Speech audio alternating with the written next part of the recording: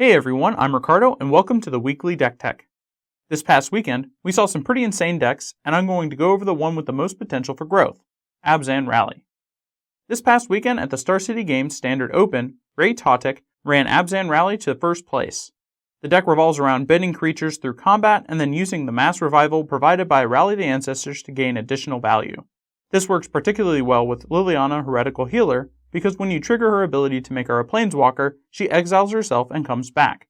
This makes her seen as a new object and she won't have to be exiled by Rally the Ancestors.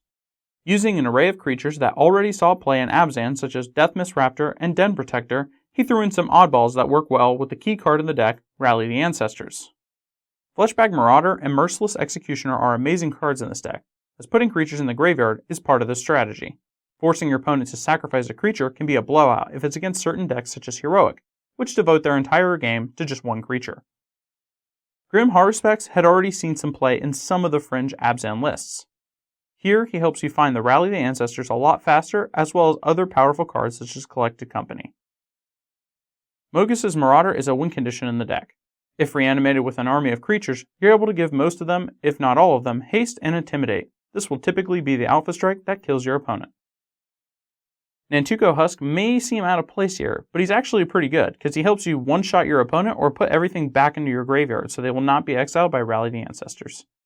Abzan's suite of creatures that are already possessed really help push this deck over the top when combined with Rally.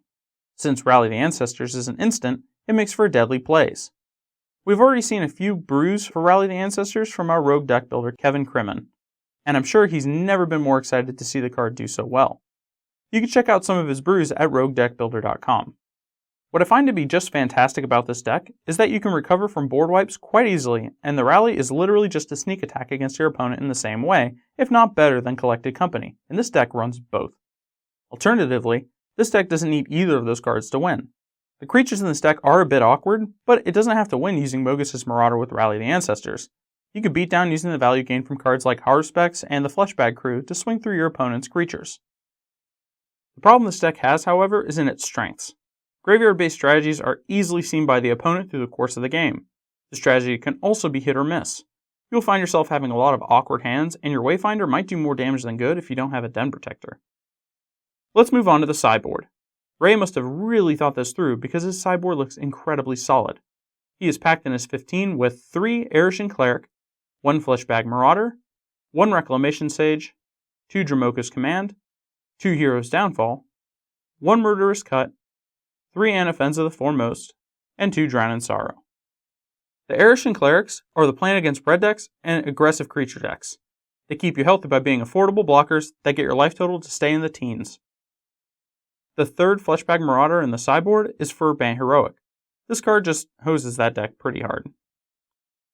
The single Reclamation Sage is a pretty good card to have as a silver bullet against other sideboard cards such as Outpost Siege, Vanishing Lights, or decks such as Abzan Constellation. Dromoka's Command is an awesome card to have in most scenarios, but very good to have against enemy Abzan decks.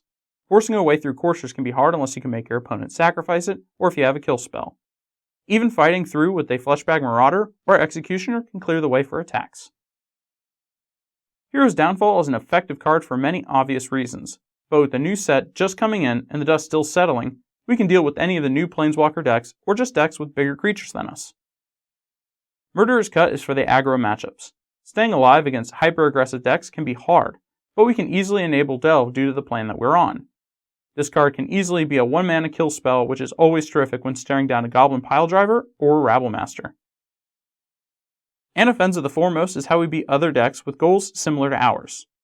We could bring this in to hard counter their plan, and because her effect only influences the opponent, it plays safe with our cards. Drown in Sorrows is just another way of avoiding the swarm that is the red decks, and other hyper-aggressive decks. We can clear the board and set up our next draw step to be, hopefully, something worthwhile. After playtesting the deck a little bit, I found that I had an easy time against what others had brought to play on Monday. This was a hand I kept while playing against Mono Red. Do you think this was too slow and maybe I should have mulliganed? Well guys and gals, that's all I have for you today. This weekend is Gen Con, so if you're in the area, keep your eyes out for Richard Castle as well as the Cool Stuff Inc. booth. If you have any questions or comments about the Abzan rally, throw it down in the comments for me to see. I'd love to hear what you all think. This has been Ricardo with Gathering Magic, Thanks for hanging out.